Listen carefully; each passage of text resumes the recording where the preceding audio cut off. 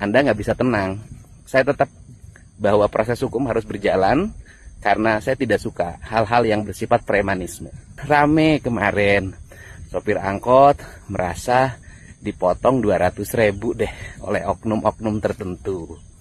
Nah, begini, saya akan melakukan dua hal. Pertama, 200.000 itu berarti bagi mereka. Artinya bahwa bisa untuk mencukupi kehidupan selama 4 hari loh. Ibu-ibunya masak senilai 50.000 per hari, jadi 4 hari lumayan. Untuk itu sopir-sopir angkot yang dipotong jangan cemas ya. Saya akan menyiapkan 200.000 lagi sebagai uang pengganti.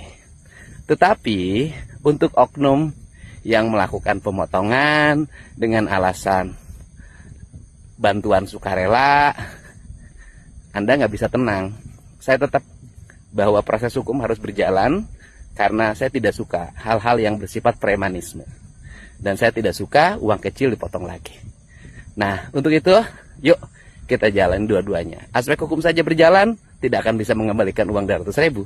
Tapi 200.000 dikembalikan oleh saya, dan kemudian yang hukumnya tetap berjalan. Itu namanya adil.